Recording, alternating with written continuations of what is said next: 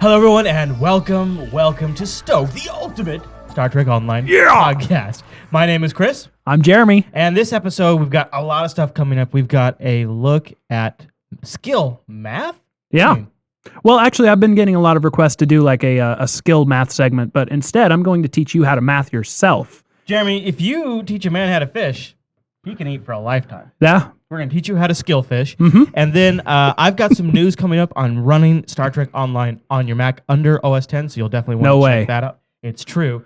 And then later on in the show, it'll play us out. We've got an interview with Craig Zinkievich from Cryptic Studios, and he gives you information on what you can expect from upcoming death penalties. Yeah. And also some future content you're going to see. Jeremy asked them a few questions regarding Klingon gameplay that they also got answered.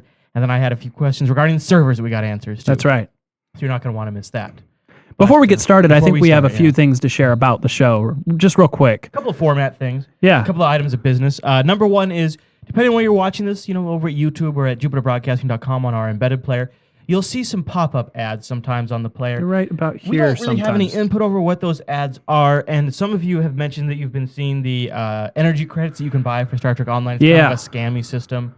I've reported the ads, and as of the last few days, I haven't seen them yet. Nope. But we want you to know that if they pop up, it's not because we're asking them to pop up. No. So in fact, we've asked them not to. We're very anti-credit buying. We're going through that process right now with Google. And then, do you want to talk about the Raidasode and how the dates got slid a little bit? Yeah, just because I took a lot of heat from this. A lot of people were yelling at me. We announced that the first Borg Raidasode would be released on the 18th. Of course, we don't have any control over that. We were going by information we gleaned from Cryptic. It didn't make it out. Happens. So we're sorry. Yeah. That information ended up being a little incorrect, but it was the best that we had at the time. Yeah. That'll happen sometimes. So consider it redacted. Oh, good job, buddy. Thanks. But I think, is there any other business we should cover, or are we ready? No. Let's talk about a game. All right. So let's talk about the 5-day buddy keys that just became available. Sure. Recently. Now, I initially was very anti-buddy key. Really? Here, I just thought this is a stupid gimmick. But when I got my collector's edition and it came with the 3 cards that I could hand out, I get handed out every single, or maybe it was more, maybe it was like 4 cards. Yeah. I handed every single card out.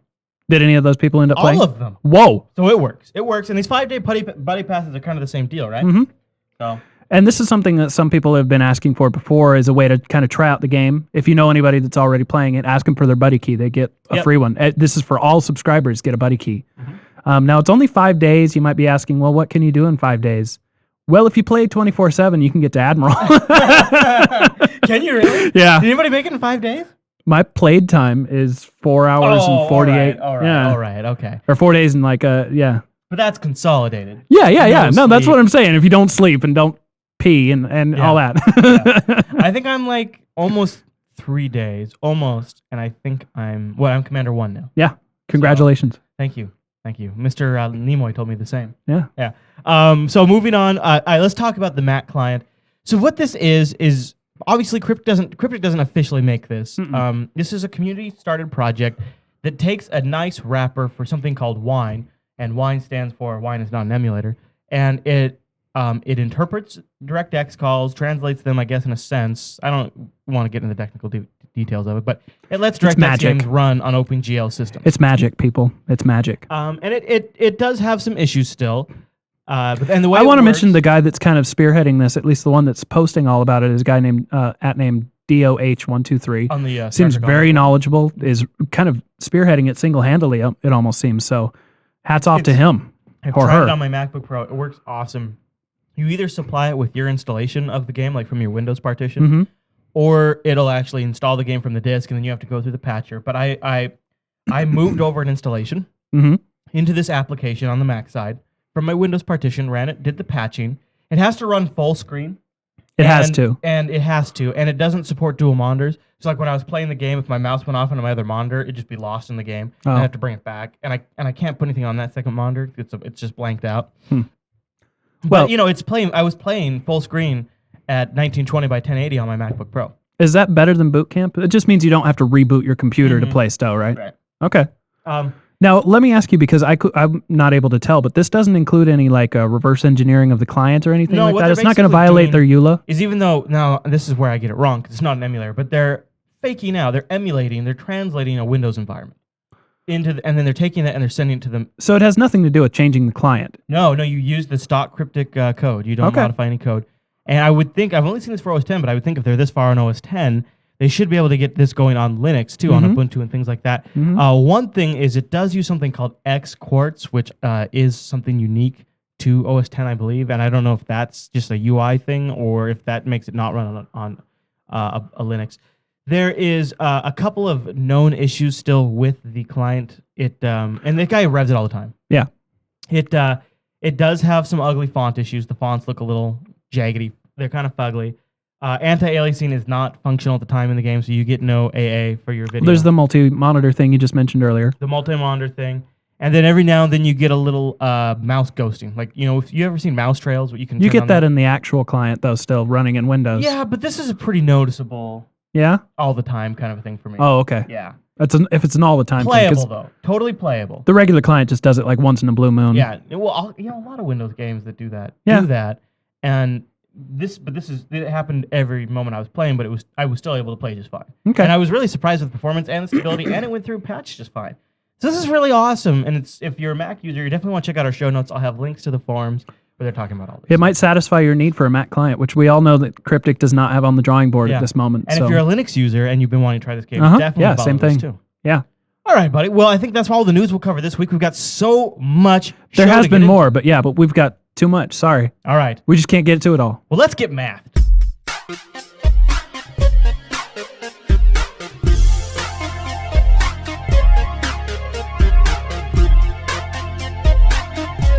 Skill math, and we're going to be showing you a calculator today from, what's his name? I don't know. I think it's Glay? pronounced Glay. We're going with Glay, and you can find his site, and I'll of course have a link to this in the show notes. And we might do a little pretty thing right down Maybe, here right we'll now. see. I bet you we will. At STO-builder.ch.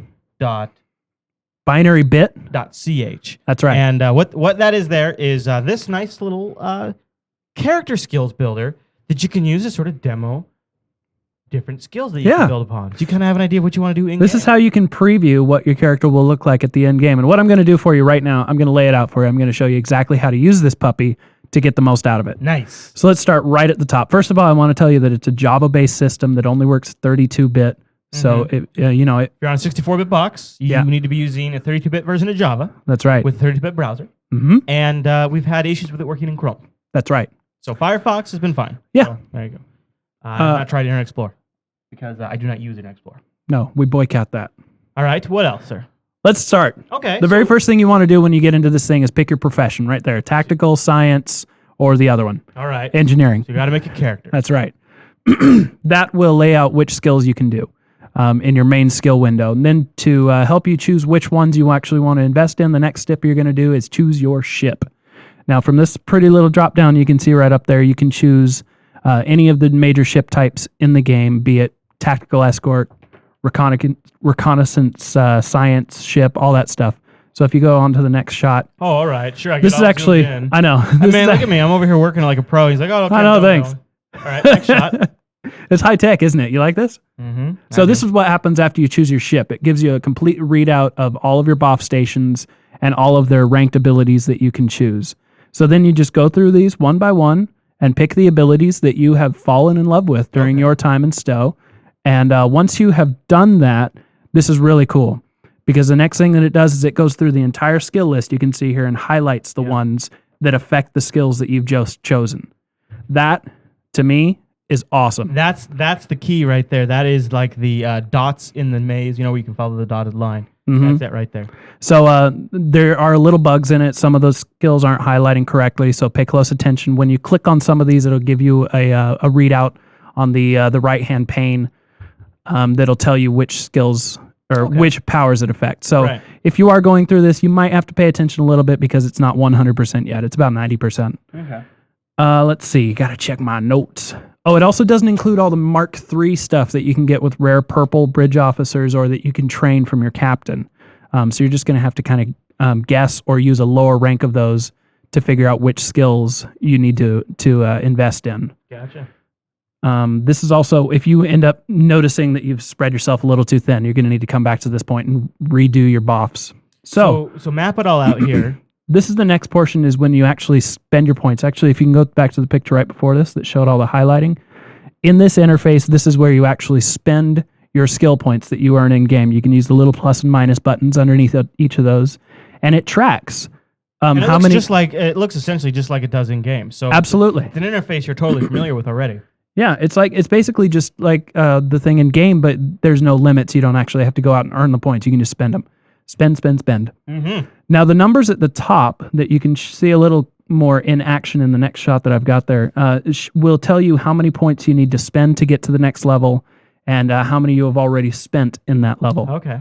But I said those backwards. The one that you've already spent is on the left, and then how many more you need is in the right. So if you look at the middle hand column in this example, you'll see that I've already spent 7,500 skill points in this rank, and I need 8,500 more skill points to get to the next rank. But if you notice in the previous 2 ranks, I've overspent by 1,000 and by 6,000. Right. So actually in that 3rd rank, I only need another 1,500 to get to the next rank. So it's very handy. If I spend another 1,500 points, it'll unlock the next rank in this builder, and I can keep going. I do like. Yeah. Okay. That's good stuff right there, really. What Yeah. else? Anything else about this thing? Yeah, I do want to point out that you probably have already noticed this in game, but this is a great place to pay attention to the fact that all skills have diminishing returns. The more points you spend in them, the less benefit you get from them. So this is a good place to tweak if you've maybe spent just 1 rank too much in one skill and you want to see what might have happened if you spent 1 less rank. This is a great skill for you to kind of weed all that out. Now, if you click the button at the top of the builder that says Space Stats, that's the screen that Chris is showing you right here. Nice big summary of all the bonuses your character has accumulated through your tinkering with the skills. Yeah. So you can see at a glance exactly how powerful your Tetrion beam weapons are going to be once you spend all of these points. That's cool. Yeah. I don't have to worry so much about screwing it up. Mhm. Because really, I sit there, I sometimes get a little anxious about Right. if I'm going the right way here. I don't And know. if you have to sit there and actually take notes while you're in the game, like saying, oh, I got a 16 here and a 52 here, and how much does that equal? Gotta And- get my spreadsheet up. Yeah. Sure, yeah. no, this adds it up all up for you. So it's this really is nice. essentially it's a skill calculator that takes a lot of the anxiety out of trying to figure it all out. Now, remember that this is kind of primarily based on your BOF skills and everything. It doesn't encourage you to spend on your ground skills, but I do. I want you people at home to know that I care about your ground combat It only does experience. Starship stuff. Well, it only highlights Starship skills, obviously, because those are the only ones that affect your BOFs, Right. and those are the only skills that it highlights. So don't neglect your ground skills; they're great. Okay. And That makes sense. that's it. right. When you're done building it, actually, there's a link at the top that is updated live on the fly that you can cut and paste that URL and share your build with your friends. Oh, so there's like a screenshot kind of a Yeah, I think report? I've got a clip of exactly what I'm talking about. No. Yeah, right Yeah, there. actually the URL here. So you can Yeah. go. So it gives you. It's this massive URL. So what I would recommend doing is getting like a bit.ly account, like a URL shorten it shortener. up. Yeah, and Yeah, go 'cause in and You're not going to want to tell people, yeah, just go to sto-builder.binarybit.ch/index.php?s=1_99999c9519. You're not going to want to do that. no, you're not going to want to do that unless you're Chris. Apparently, he wants to do that. I don't. Yeah, I stopped. So cut and paste that into like a bit.ly Or a tiny URL. Yeah, something like that, and then you can share it around as much as you want. Snaps. Yeah, All right, good math, dude. Good I math. know. You just taught men how to fish. I know, but there's a couple more things on my list. I feel like I went too fast. Well, they can Wow. they can always hit you up over at jupitercolony.com if they have more questions. Yeah, or tips at Jupiter Broadcasting. You can email me. Oh, one thing I do want to mention is because some of these don't highlight correctly, you can get complete, up-to-date skill information in the game.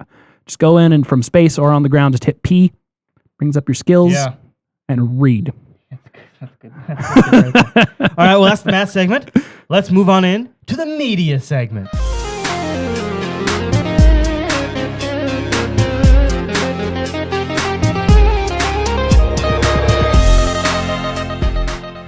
All right, in this episode's media segment, we've got 2 big things for you. For the price of one. That's right. So in our media segment, we've got 2 things that we're roughly considering media. The first one is a look at some video game and processor benchmarks for Star Trek Online because I don't know why. We're calling it media because we've got pictures to show you. Exactly. And graphs. And then we're calling the interview that we'll be playing in just a little bit media because it's pre-recorded. Yeah. And that's video. That's logic. So Tom's Hardware, everybody knows Tom's Hardware. They've been Yeah. around for years and years and years. Recently put out some benchmarks of Star Trek Online on different video cards out there. And I'm going to show this to you because I think it's particularly interesting. I've gotten a lot of questions about building a machine to play STO. Well, it's pretty much a no-brainer, right? The most expensive card out there is going to play it the think best. so? I would. That was an assumption that I made that I now regret, because ATI has out their 48 series, the 4850 and the 4890s and 4870s, and the 58 series, the 5850s, the 5890s, and things like that. Great cards. DirectX 11. Everybody's saying, ATI is back with these cards. They're amazing. So I thought, well, I need a new video card. I'll get that card. Right. Turns out, a much cheaper NVIDIA card, and this is coming from an ATI owner, a much cheaper NVIDIA card would have been a lot better. Take a look at these numbers here. A Radeon HD 5850 at 1680 by 1050 with anti-aliasing set at 4x got around 43, 42 frames per second. That's really nice. I got to admit, I play around 20 frames per second at all times. Check this out. A GeForce GTX 260, 48 frames per second. And that's a cheaper card. It's a cheaper card. Same thing when you scale the resolution up, it and down, it goes accordingly. Now, I want to show this too because this is interesting. This was a benchmark that shows how STO does on different classes of processors. So is there a certain processor that's better for STO than another processor? This is really for the high-end power gamers because a lot of people don't pay attention to the actual processor on your board. But if you do, I mean, when you're building, you're gonna, in this benchmark. Well, we do. It's interesting though. Look at this. A Pentium 4 at 2 gigahertz. That's a Phenom 2. Oh, I mean a Phenom 4 core. That's why it was throwing me off at 2 gigahertz. It did 55 frames per second, and a Core i7 at 3 gigahertz. Very nice chip. Yeah. Did also around 55. Same frame rate. So it's not necessarily the speed of the processor, but check this out. When you go from single core to dual core, you get a substantial jump. You get 54 frames per second. Well, that's the kind of performance jump that most people expect from getting an additional core. I think so. Yes. Yeah. But not traditionally with video games. They've been really single threaded. There used to be a lot of threads in the Star Trek Online forum about how it doesn't use multi-core. Does it use multi-core? That turned out to be a bunk rumor. This apparently does show it uses multi-core, but you notice that you start to lose anything after dual core. Yeah. Now, I say, awesome. STO can have 2 of my cores. I'll leave 2 other cores. I like having 4 cores for TeamSpeak, web browsing, all that kind of stuff. So for me, I'm still a 4-core person. But it is interesting. This does confirm STO does utilize at least dual cores, but then you start losing really any benefits after that. Yep. Although, I got a note. I was just playing on your system here before we were recording, and I actually saw the 8th core or 8th thread. What is that? Start jumping like crazy while I was playing. So it uses them. I just don't think that it uses them simultaneously. Yes, exactly. You got it. Yeah. The processor handles what cores are doing what. That's the processor that makes that decision. So yeah, interesting enough, and I'll link to the full Tom's Hardware. They did a review and a hardware comparison. I think that's really interesting that it's not the most expensive card out there that's performing the best on this engine. To look at that and say, okay, well, I can get a GTX 260. Well, we'll have a link in the show notes. For $194, you can get the best video game for Star Trek Online. Yeah, and having a machine that's had NVIDIA and an ATI, I do have less crashes with the NVIDIA. I'm still having some driver crashes. And ground combat hangups. They keep coming back. Those little hiccups. Yeah. It looks great on my ATI 5870. I love it. But I have a GTX 260 in the other room, and I have noticed it looks better. Yeah. And I'm playing at much higher resolution in there. Yeah. So I say if you can save yourself a little money, get the GTX 260. We'll have a link to the one that I have in the show notes through our Amazon affiliate store if you want to pick one up. Yep. Should we play the interview? Let's do it. All right, everyone. Now we'll roll the interview. That'll play us out for the rest of the show. Now, there are a few spots where the lip sync is off. You don't have to tell us. We know. We apologize. It was actually just kind of a rushed conference call that we weren't even sure we were going to air, but the content is so awesome that we know you guys are going to want to hear it. Yep. All right. Enjoy. So enjoy. Well, I think we've actually got a bit of a doozy to start this whole thing off with. I don't know if you've actually been following us recently, but I've managed to get myself all the way up to Admiral already in the game since launch. Congratulations. Thanks. So a lot of our fleet mates have as well, and we're a little bit concerned with the amount of content currently available, and we're wondering if you had any more news that you could tell us about upcoming releases beyond the already mentioned Borg Radisodes, if there are anything else in the works. I think right now, I mean, the big things that the team are focused on is providing all of the things that the customers, you guys out there are asking for. We're definitely focused. I mean, we got the Borg hub out really fast after launch, small, but at least a place for a staging area for all the things that we want to add. I just actually came from one of the special task force, the Radisode missions, one of the play tests there. So those things are going to start coming out, rolling out as time goes on. In the near future, update-wise, within the next 6 months, year, we are definitely looking into making sure that we bump that cap up a little bit. Definitely focus on a bunch of new episodic and exploration content at the end levels, and continue to crank out the fleet actions, the PvP maps, and the special task forces to really satisfy that. And Craig, just as kind of a visualization when we're explaining that, is that kind of like areas in the STO Galaxy map now are going to sort of fill in with additional content? Is that kind of how new content's going to be rolled, as new areas will be opened up on the map and things like that? There is definitely, I mean, there's going to be a combination. We're not leaving what is there alone. Okay. We have a whole lot of plans to go back and really fill out the places, make sure that the social areas really feel a lot more immersive. There's a lot more stuff to do there. We don't want to ignore what's in the game, but yeah, we are going to end up adding more sector blocks within the upcoming 6 months to a year, and filling it out with all the storylines you guys know about, all the things that are still in the Star Trek universe that we need to address. I mean, we just scratched the surface as to what's going on with the Undine 8472 and Zindi War and the Breen, and there's just so much stuff that we want to continue to add into the game. Very cool.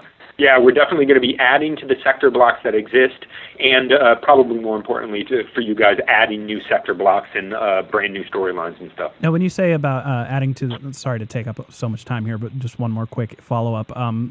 When you say about adding to the existing content, does that mean that we could potentially see additional in-game content focused on the Romulans and Klingons, the kind of content that we already out-leveled? I think there will be content added to the game that you have out-leveled if you're already at Admiral right now. That being said, a lot of the content that we're looking at adding will be kind of levelless, and there's kind of some interesting stuff there that we want to do. But definitely, I mean, if you look at the special task forces, we've come up with a nice marketing name for the Radisodes, and I'm trying to train myself here, so I stumble whenever I say special task force. But you guys can help me along with that. You can see there that those aren't just Borg focused. We're starting to bring in the other storylines, other stuff there. So there's definitely going to be end game content that deals with the other races, other species, other storylines too. Gotcha. And just a quick data point, and then we'll let somebody else hog some time here. Do you have any data you can share with us as sort of an average of where you currently see your player base at now? Because see, we're sitting in a perspective. Our fleet and people that watch the show are generally the enthusiast market, so they're probably going to be a little further in the game than the average player. Is there an average number where a lot of people are around a certain range, or are you seeing a large amount of player base at the higher levels of the game right now? Yeah, I hate the fact that you've asked me that, because I wanted to really get a histogram ready for this interview and to actually bring it more up to date. As of 3 days ago, the people who had reached Admiral, not Admiral 45, but Admiral, mind you, less than 1% of the active players in the game. Okay, I kind of suspected that it might be something like that, because you figure there's going to be a lot of people that are sort of more casual players that are probably make up the larger player base. Yes. Okay.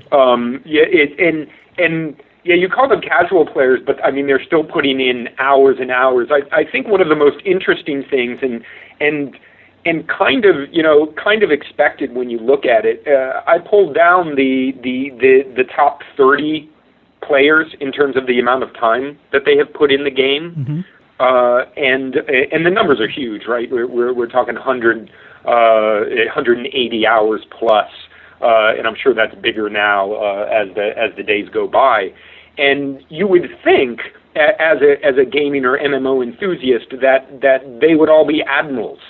But in the top 30, there were only 5 like admiral level people, and everybody else was spread out. And surprisingly enough, there were over 6 people who had spent over 100 hours in the game who were still in the 20s. Who still hadn't broken through Commander, which means that there's a huge portion of the game base that is not driven to get through the content, right? But they love just hanging out in the world. That's actually kind of that's how I describe myself. I'm currently a Commander 1, and I go and I just try to experience just anywhere I'm at, and I'm not really so driven to get to the end so fast. But different players and different things. So I just wanted to kind of get some perspective for our audience for that. So I'm glad that helps with that. Yeah, it's actually, surprisingly weighed in on that side. Your gameplay style, we're seeing a lot heavier in Star Trek Online than our previous MMOs. Okay. Picking up on the first question, will we ever see the Klingon portion of this game as a fully realized player versus environment experience? We are definitely. You see already we're moving in that direction with the first update, really kind of focusing on making sure that they get more fleet actions, that they get more star clusters. But as time goes on, we also do plan on adding more PvE content to the Klingon faction, and you see that the high stuff that we're starting to do now, starting with the special task forces, is making sure that they're open to all the factions, so that going forward, a lot of the content that we're going to be adding is going to be available to most factions. So expect to see the PvE side of Klingons to continue to grow. One of the questions that we've been wondering about is there's been some mentions of a public test server for gamers that maybe want to help you guys do some of the QA in some capacity, or are just looking for something a little different. Where is that kind of on the roadmap at?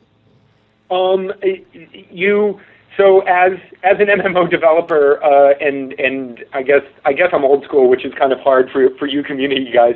It's kind of superstitious to actually mention dates. For when things go. You don't have to give any specifics, but is it something that you plan to do? Is it one of those things that's soon roadmap, or is that more down the road when things have sort of settled a little bit? What's kind of the intention there? I'll be crazy. The plan is to turn it on early next week. Oh, right. It is. Let me tell you a little story about Tribble. One of the it was pretty much ready to go along with launch. And then, a lot of people kind of showed up and wanted to play Star Trek. And, guess what? Tribble was made of computers that we could use to put into the main holodeck shard. That makes sense. And I know how that goes. Yeah, so Tribble kind of got sucked up to deal with you guys playing the actual game.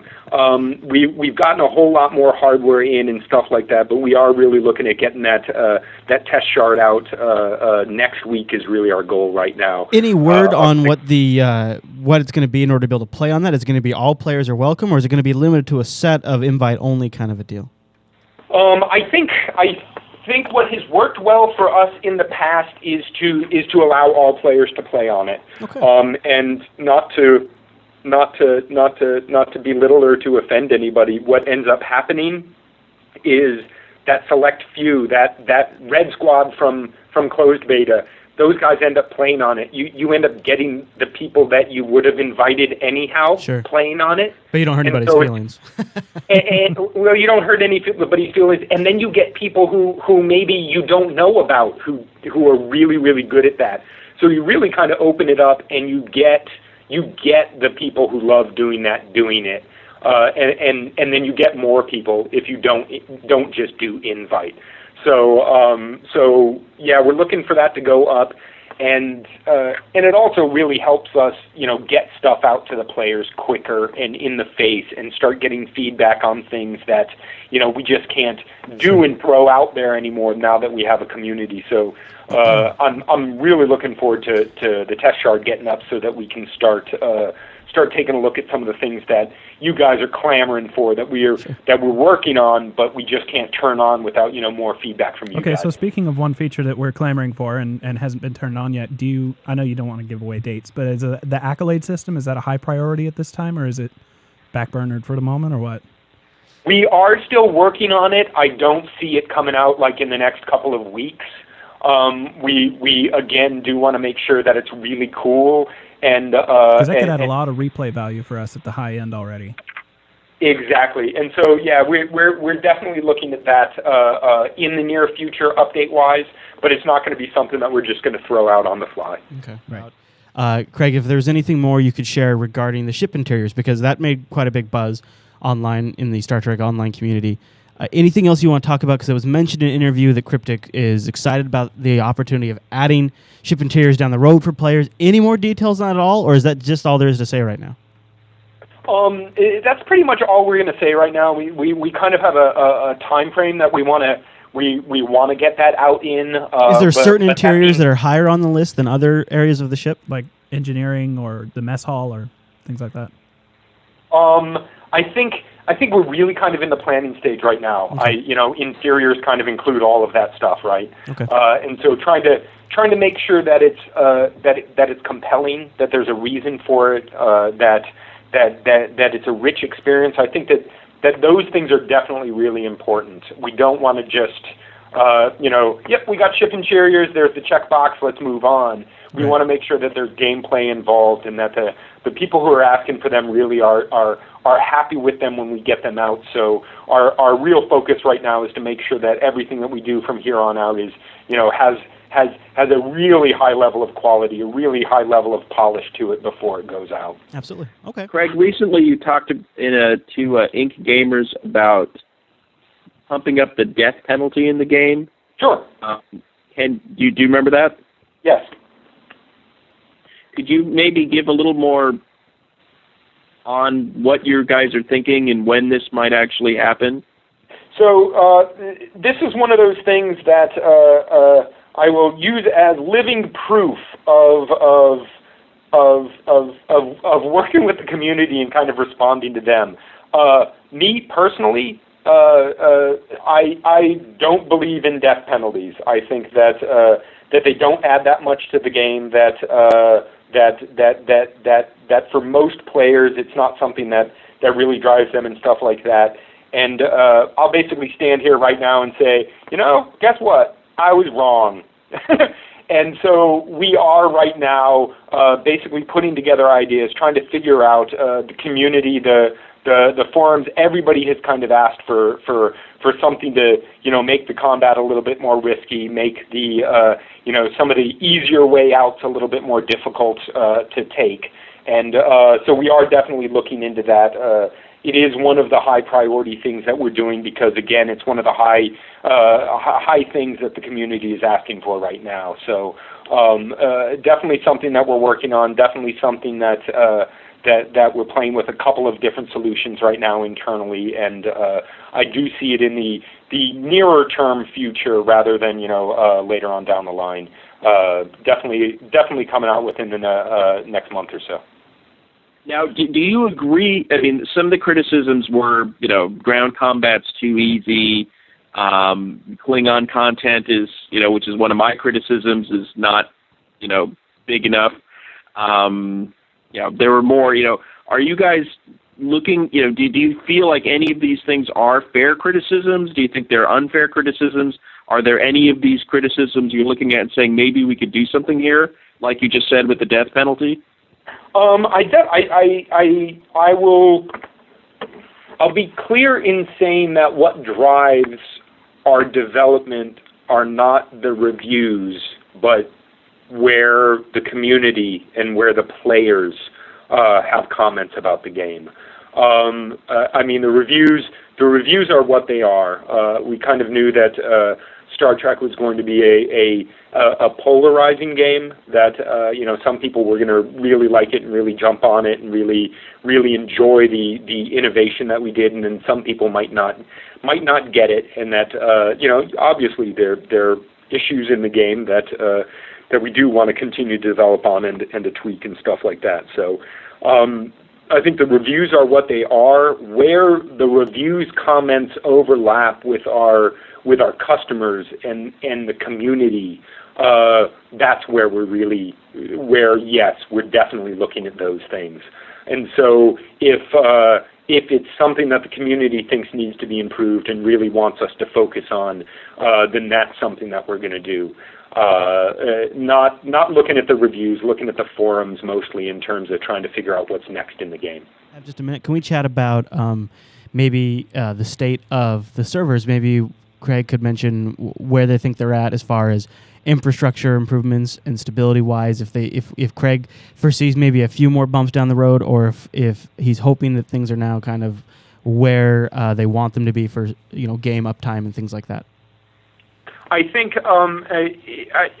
since launch, the stability and capacity has continually gotten better.